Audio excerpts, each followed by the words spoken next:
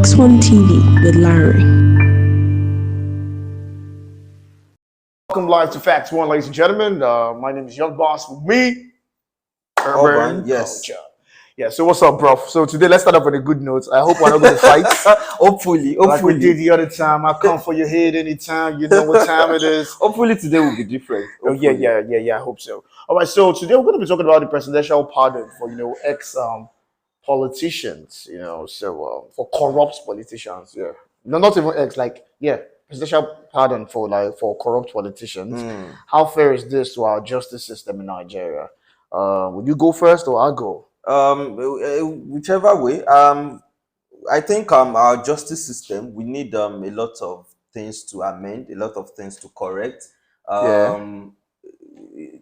Saying that, is this fair to our justice system? I think we should also look at it that, is it right or is it wrong? Presidential pardon, plea bargain, or whichever way, or jail bargain, whichever way, it is not illegal. No, it's not. It is totally right. It is allowed. So we can't say that the justice system is doing anything wrong by allowing it. Lawyers argue this in court, and you can't say they are wrong for defending someone that stole hundreds of billions. Or the case of Joshua Darie and Jolly Yame.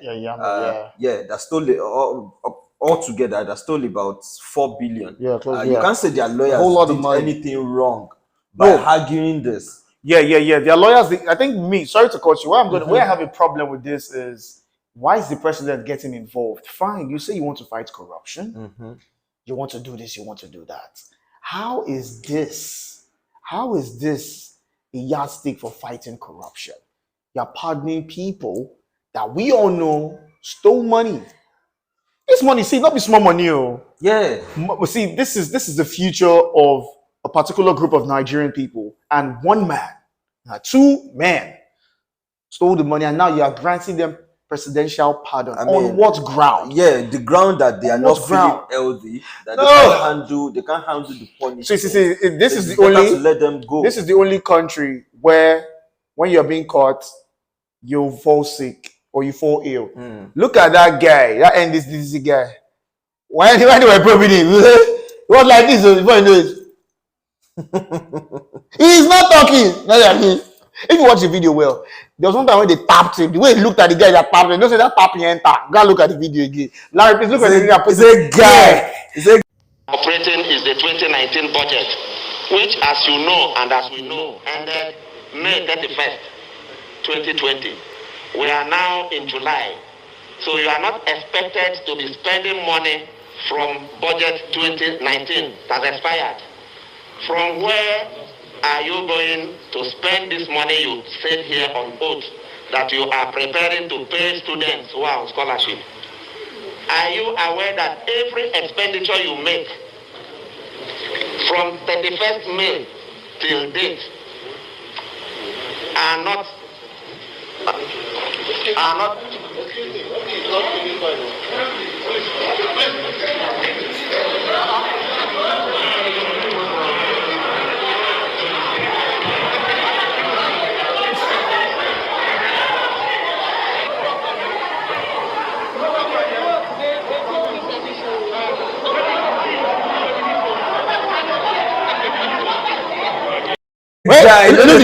Look like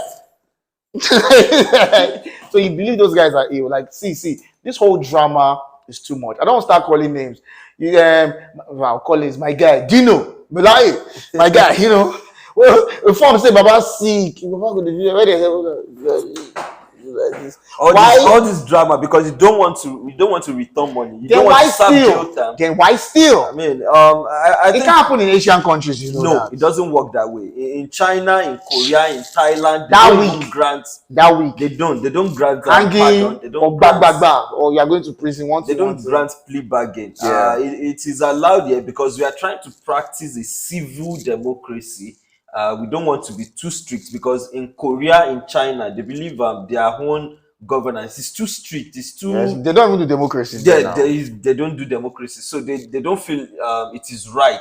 But here in Nigeria, we feel like we are civilized and we should. Well, in America, there's plea bargain in America for white collar crimes. Guy, How many times do we hear about this kind of looting that happens? That it really happens. That's it. The thing is, they don't loot like that. It's not as because they have a system that works that doesn't give room for stealing. Yes. There's accountability. My G, these guys are thieves. Mm-hmm. There's no need for this pardon. Let them stay in prison. Let them rot in there. You see, it's so annoying because it's not fair. Young boss, I think we should look at it from the angle of, I think getting I don't want to say stealing, but getting the money, it is too easy for them.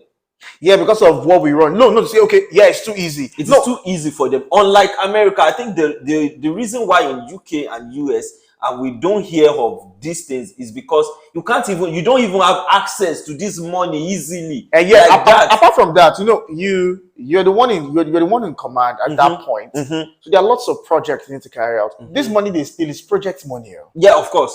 It's money they will say, I want to do this, I want to do road. All your local government, all of them, they be thief. They be thief. They will not do road in your local government. They will not do anything. They be thief. Only anyone. So that's the thing. That's how they get this money. They amass this wealth. Yeah. And they carry it and they run away because they know at the end of the day, even if they catch me, I'll plead for pardon, Mm-hmm. and at the end of the day, I'll form ill, and they'll be like, oh, he's sick. The guys that press, the Yahoo guys, that get money, no matter how they do anything, they'll still go to jail when they catch them. Do you understand? There's no pardon for them or anything like. But for politicians here, it's who I sabi, and it's not fair. There is this influence. There's this influence of hello, my friend. This is what I'm going through.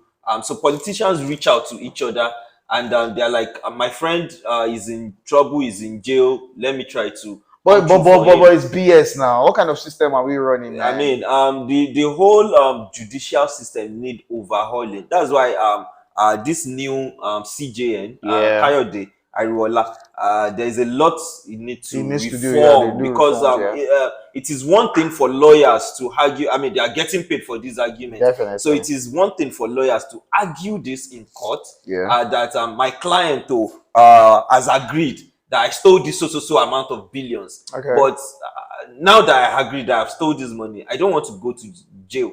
I've spent some from it. I've spent maybe 5 billion from it. You can have the rest. So lawyers can argue that, which is normal in law. But if the judge is saying, no, I'm not having it, you have to serve your time. You have to provide all the money. If the money in question is 10 billion, don't tell me you spent 5 billion. I want the whole 10 billion, and I want you to go to 2 or 5 years in prison. So the total responsibility is on the shoulders of our judges. Well, in the country where I come from, it's the truth. Like, it's supposed to happen like that, but we know what will happen behind the scenes to those judges. Yeah, they are under pressure too. They just see phone call. They just say you're picking, they cry,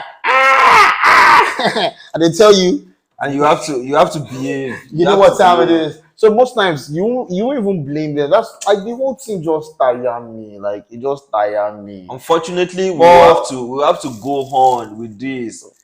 I just feel for me, the only issue I have is the president putting mouth in the whole situation.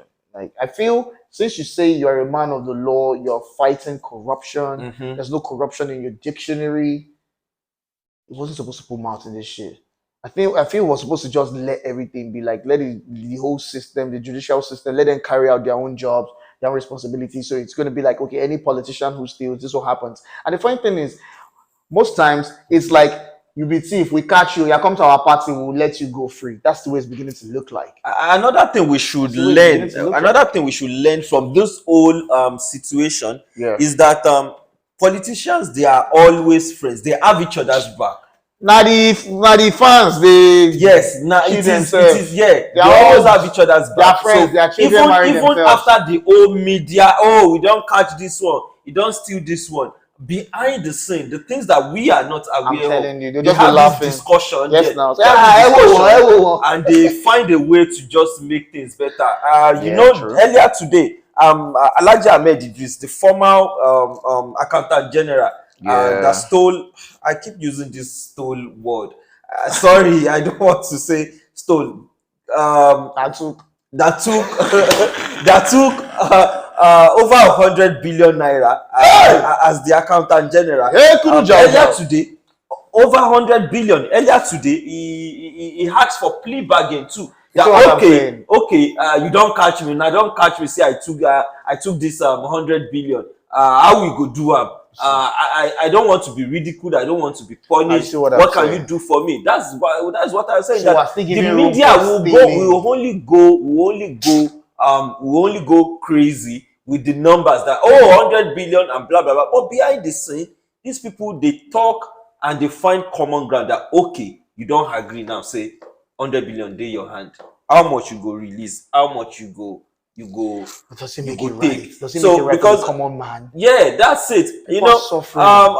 Festus Keyamo in a recent interview was saying that ASU can't borrow money, that they can't borrow money to end ASU strike. Yeah. And I'm like, why would you borrow money? I mean, I agree that they are not supposed to borrow money for ASU strike because all this looted, they can simply recover it from like 3 people's coffers. It is take good. The money they've stolen and put it back. So I don't understand. Put it back.